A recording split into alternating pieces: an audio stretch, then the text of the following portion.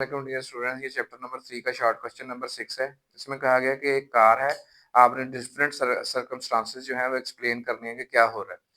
अच्छा, आपके पास जब v और a पैरेलल हो, इसका मतलब है कि गाड़ी की वेलोसिटी भी इधर कोई है और एक्सेलरेशन भी इधर कोई है। इसका मतलब है कि इसकी गाड़ी की वेलोसिटी बढ़ेगी, यानी इंक्रीजिंग वेलोसिटी जब हो सो उसमें वेलोसिटी की डायरेक्शन और एक्सेलरेशन की डायरेक्शन जो है वो सेम होती है। तो सेकंड कंडीशन कि जब v और a एंटी पैरेलल हो, गाड़ी आगे को जा रही है, इसकी वेलोसिटी की डायरेक्शन ये है, लेकिन गाड़ी की वेलोसिटी डिक्रीज हो रही है। इसका मतलब क्या है? इसका मतलब ये है कि कोई फोर्स जो है वो इसके ऑपोजिट एक्ट कर रही है, जिसकी वजह से एक्सेलरेशन जो है वो बैकवर्ड है।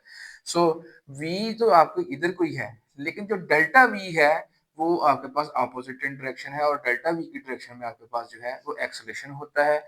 सो एक्सेलरेशन एंड वेलोसिटी जो है वो एंटी पैरेलल होंगे जब किसी ऑब्जेक्ट या गाड़ी की वेलोसिटी जो है वो डिक्रीज हो रही होगी। वेलोसिटी इज डिक्रीजिंग की सूरत में ऐसा होगा। वो कहता है v और a जो है वो परपेंडिकुलर हो, जब आपके पास कोई गाड़ी जो है वो सर्कुलर पाथ पे मूव कर रही है, ठीक है, विद कांस्टेंट स्पीड वो सर्कुलर पाथ पे मूव कर रही है।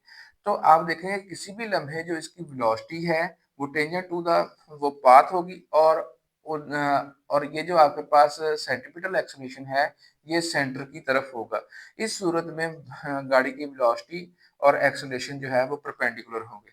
उसके बाद है कि गाड़ी की वेलोसिटी जीरो है और ए जो है वो नॉन जीरो है। इसका मतलब है कि आपकी जो गाड़ी है वो अभी जस्ट रुकी है, तो इसका मतलब है कि गाड़ी में एक्सेलरेशन मौजूद है, यानी गाड़ी की सम पहले वेलोसिटी थी, अब वो क्या होगी? जीरो होगी। ठीक है, तो अब वेलोसिटी उसकी जीरो हो चुकी है, लेकिन उसमें एक्सेलरेशन क्या है? मौजूद है।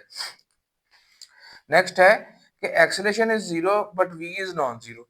अच्छा, जब कोई आपके पास एक्सेलरेशन कहते हैं कि इसको वेलोसिटी में चेंज को, इसका मतलब है वेलोसिटी चेंज नहीं हो रही, वो यूनिफॉर्म है, यानी ये गाड़ी जो है वो स्ट्रेट पाथ पे विद कांस्टेंट वेलोसिटी जो है वो मूव करती हुई जा रही है। सो यूनिफॉर्म वेलोसिटी v वो मौजूद है, लेकिन अब एक्सेलरेशन नहीं है, यानी वेलोसिटी चेंज नहीं हो रही।